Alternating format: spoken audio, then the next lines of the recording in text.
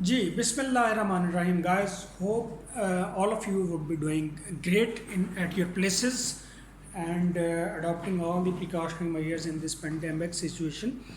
So let's start again. We were talking about the bibliography. Some things left to be discussed, which I'm going to discuss in this lecture today. In your thesis, we have almost completed our chapter number 1, which we started from introduction, and we discussed bibliography, the last part of chapter 1. The bibliography. Yeah, sorry, I forgot.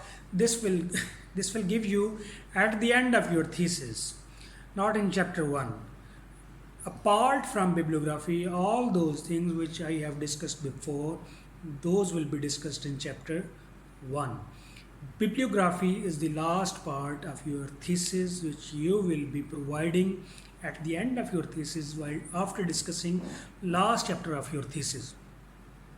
Yes, one important thing is that whatever in terms of literature review, there is a difference between writing a dissertation, a thesis of law, and writing a dissertation of social sciences. In social sciences, you are writing chapter number 1. Okay, this is same introduction. Then you are writing a chapter of literature review. Afterwards, research methodology, chapter number 3. Your chapter number 4 is about data collection. Your chapter number 5 is about data analysis. Your chapter number 6 is about the results, and last chapter is about discussion.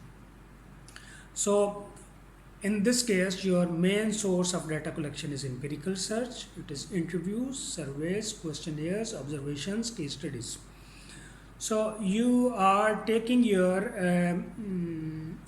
data side by side throughout your thesis, and you are confining your literature only in the literature review chapter of your thesis. While in case of a dissertation, a legal dissertation, a dissertation in law, we don't need to write a separate and complete chapter on literature review. Instead, it can be written as a part of chapter 1, as I discussed before, comprising 1000 or maybe 1500, 2000 words. We also don't need to write a separate chapter on research methodology. Instead, we can write a section of chapter 1 on research methodology. In that, we will discuss everything about our research methodology. This will again comprise of 1000 words in case of MPhil and PhD thesis, and in case of research project, it may comprise of 300 to 400 words. So what exactly we do, as we don't have first-hand data, the empirical data, the primary data in the form of interview, survey, and all those things. So we would be using literature review, the literature present in the form of books, research papers, and the other things. We would be, instead of compiling all of the literature in literature review part of chapter of thesis, we will be using it throughout in our thesis. In chapter number 2, 3, 4, 5, we will be spreading it in our thesis instead of putting it in one corner of the thesis. We will be using the opinions of jurists, the judges, the attorneys, the advocate generals, the researchers, the professors, all over in our thesis, in all chapters, chapter number, excluding chapter number 1 and the last chapter, which will be of recommendations and conclusions. The middle chapters, the body of the thesis, chapter number 2, 3, 4, 5, you may have 2 chapters, 3 chapters, 4 chapters, or 5 chapters, depending upon the nature of your thesis, the nature of topic, and the number of questions, research questions you have written in your research proposal and chapter number 1. This will, there is no hard and fast rule. There is no, there's not a uniform benchmark about the number of chapters, that how many chapters should be written. It vary from case to case, and it will depend upon the nature of research questions you have written in your thesis. So these are your substantial chapters, chapter number 2, 3, 4, 5. Okay, these chapters, these are the core chapters which will be discussing. Chapter number 1 is introduction, which is introductory. Chapter number 6 or 7, the last chapter, is concluding everything. It is recommending things, it is giving suggestions, and it is concluding the whole debate. And in middle of these two, you got 4 chapters of your thesis, which are discussing your research questions directly, which you have described and discussed in your thesis. So depending upon your research question, you may have only one research question. The research question is so much comprehensive that there are 4 or 5 different dimensions to look into that. Okay, so you may need to draft 4 or 5 different chapters on different dimensions of your research question number 1, the only one you have got. In another scenario, you may have 2, 3, 4 research questions, and you may decide to write 2, 3 or 4 separate research questions on those research questions. So whatever the scenario is, the thing is that in these core chapters you will be discussing the literature, and you will be describing your own argument. You will be extracting the patterns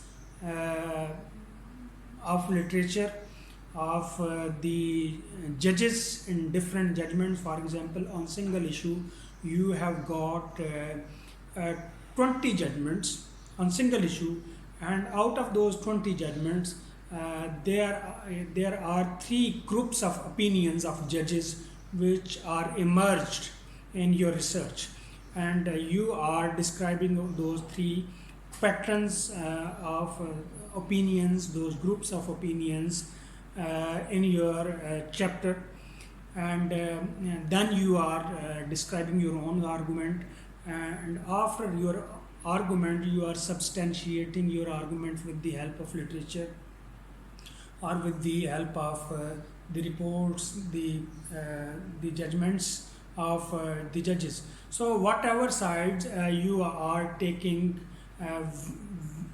whatever group you are standing with out of those 4 groups, you need to give your rational arguments, and you need to substantiate your arguments with the help of literature, judgments, reports, and blah blah blah. And you need to come with the logical, with the understandable reasoning. You need to extract the easily understandable, logically understandable contradictions, weaknesses, loopholes, lacunas in the opinions of other groups to whom you are opposing. And you must come with the reasonable and logical reasoning for your arguments, your own arguments, that why you are taking this opinion, why you are forming this opinion, and what is the reasoning behind that, why you think so, why you write so, why you argue so. तो इस तरह से आप अपने जो है वो इसमें ऐसा नहीं हो सकता in case of chapter number 2, 3, 4, 5. I have noticed that there are 2 class of students. Number 1, they would think that, okay, my argument is sufficient in this regard, and I don't need to take on board any of the other researchers, and I am all in all, and you are stating your facts, your argument, and you are not substantiating, you are not corroborating, contradicting your argument, your opinion with any other thing, and this is a wrong approach. Then there is another class of students who opt to state the opinions of other researchers, the jurists, the judges, the advocates, the facts, the other facts, while keeping completely silent in that regard. So in this scenario, the researcher is nowhere. He is just collecting the data. He is just collecting the facts, restating those facts, restating that literature, and keeping completely silent on those things. He has nothing to say about those facts, those arguments. He's completely silent on that. This is again an unfair approach, because in case of research, a reader is not looking into the collection of facts, the collection of information which is already available on the internet or somewhere on the online resources or the offline resources in the books or in the reports or the documents.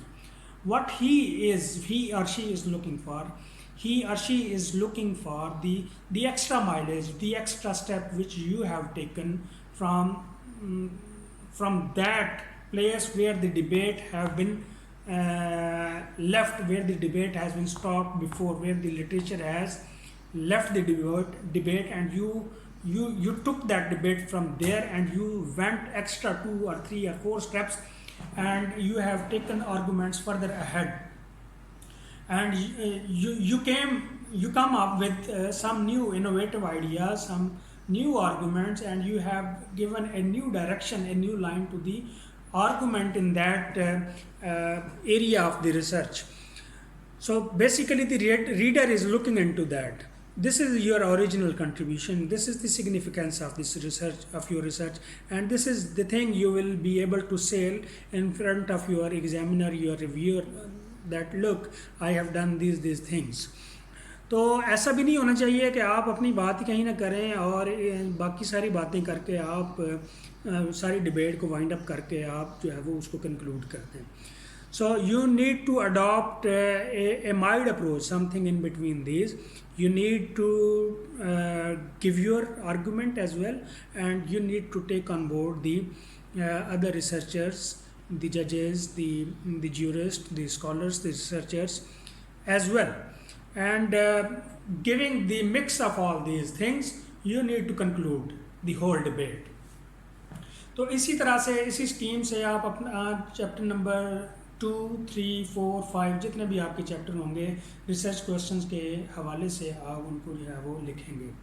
अच्छा जी, research questions लिखने इस तरह से आप अपने जो है वो चैप्टर्स को लिखने के बाद जो एक और बात इसमें अहम है वो ये है कि you need to write introduction of every chapter and you need to write conclusion of every chapter.